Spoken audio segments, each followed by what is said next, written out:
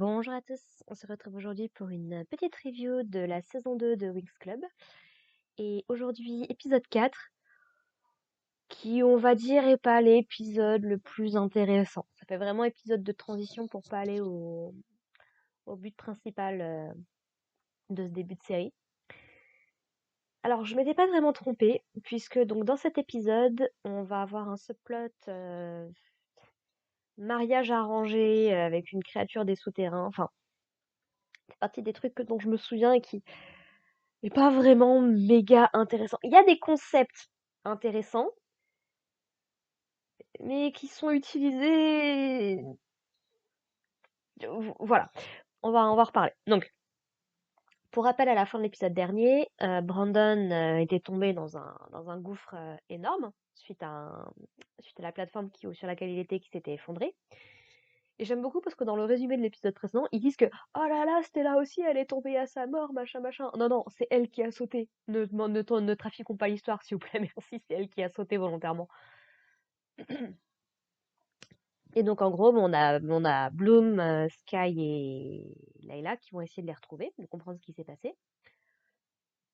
Donc, en gros, Layla, grâce à ses pouvoirs, va réussir à créer une espèce de machine avec une espèce de corde, toujours dans sa substance un peu rose, qui va leur permettre de descendre tout en bas. Et c'est quand même vachement graphique parce que tu vois quand même le cadavre démembré d'une des créatures du phénix, là, qui est vraiment dans un état catastrophique. Et tu te dis, mince, comment est-ce que Brandon et Stella, ils ont pu s'en sortir? On ne retrouve pas leur cadavre, donc c'est qu'a priori, ils s'en sont sortis. Moi, ce que j'aime beaucoup, c'est qu'on dit, oh, regardez, il y a une petite rivière là, sur le bord, machin et tout, ils sont certainement tombés là-dedans. Vu comment ils sont tombés, j'ai du mal à croire qu'ils aient pu tomber dans la rivière, mais allons-y. Et en gros, voilà, ils sont prêts, enfin, Bloom en tout cas est prête à sauter dans la rivière pour essayer de savoir où c'est, sans savoir si c'est vraiment par là qu'ils sont allés. Alors que 2 minutes avant, sauter dans le vide, c'est pas trop son truc. Alors, tu me dirais, elle a peut-être un peu plus de chances de s'en sortir dans la rivière que en sautant dans le vide. Mais quand même. Sauf que du coup, bon bah, Layla va essayer d'expliquer que bah si c'est la même rivière que celle qui l'a ramenée à l'extérieur, a priori ils sont plutôt tranquilles. On est beaucoup sur des si quand même, et du coup bah Sky prend la décision de les laisser totalement livrés à eux-mêmes dans ces souterrains dont on sait rien du tout, pour du coup continuer leur mission qui elle est de récupérer les mini-fées qui ont été capturées par le Phénix. Voilà, il n'y a pas grand-chose de plus qui se passe de leur côté, ils vont continuer à marcher jusqu'à se retrouver face à des monstres. Et ils vont essayer d'utiliser les graines de Faragonda. Mais Stella va débarquer à ce moment-là avec tous ses pouvoirs retrouvés pour se débarrasser des monstres. Voilà. Sauf que bah du coup le Phénix, voyant ce qui s'est fait, voyant qu'ils se sont retrouvés, que tout va bien, machin et tout, et qu'ils sont venus à bout de ces monstres, bah va décider de provoquer un espèce de tremblement de terre qui menace de faire s'effondrer la grotte sur eux.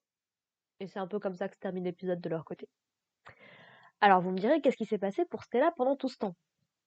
Et ben en gros, après avoir eu un petit passage dans la rivière et par un petit tourbillon, Brandon et Stella, ils sont arrivés au pied d'une civilisation qu'on découvre dans cet épisode. Et franchement, le concept est intéressant d'avoir justement toute une civilisation sous terre qui est très liée aux cristaux. C'est intéressant.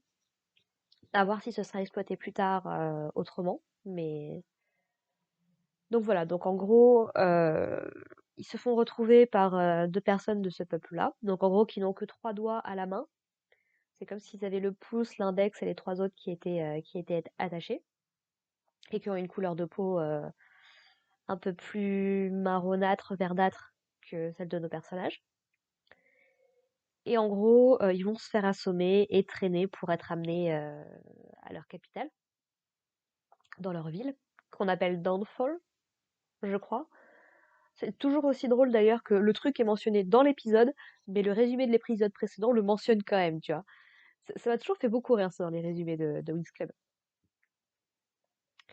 Et du coup, on se rend rapidement compte que Stella, ça va pas des masses, qu'elle prend justement une couleur de peau qui est pas très très naturelle pour elle. Et en fait, voilà, le Sponjus, le gars qui les a plus ou moins récupérés, va nous expliquer que bah, comme c'est une fée principalement du soleil, de la lune et des étoiles, que en gros, elle n'est pas du tout faite pour survivre si profondément sous terre, et que c'est pour ça en fait qu'elle s'affaiblit de plus en plus.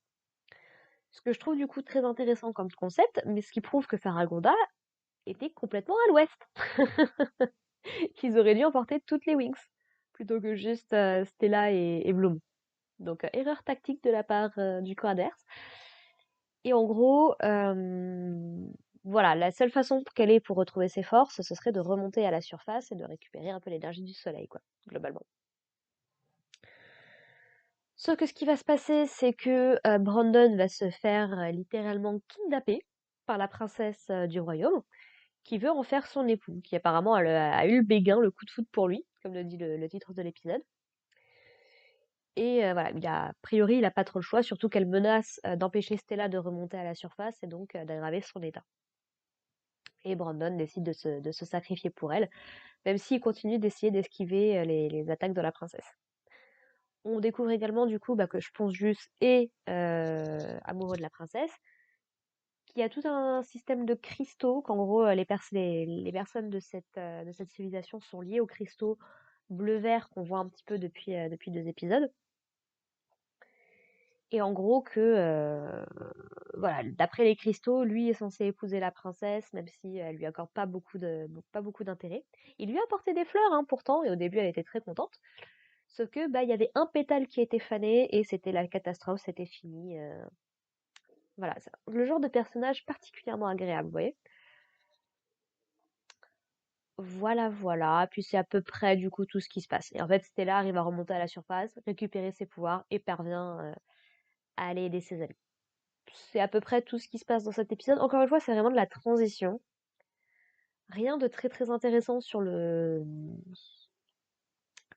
sur le scénario de base. Alors, j'ai une petite théorie de par mes souvenirs qui date de perpète. J'ai peut-être une idée de ce qui peut se passer dans la suite de cet épisode-là si on continue à s'occuper de la situation de Brandon. J'ai peut-être une idée de ce qui peut se passer. Si c'est ça, ce sera vachement cool, mais on va attendre de voir. Voilà, voilà. Rien de plus à dire sur cet épisode-là, que t'es bon, moyen, t'es ni mauvais ni bon. Encore une fois, des concepts intéressants, mais utilisés de manière un peu osef, quoi. Voilà, voilà. Sur ce, bah écoutez, moi je vais vous laisser là, puis bah, on se retrouve la semaine prochaine pour parler de l'épisode 5. Allez, portez-vous bien les gens. Bye.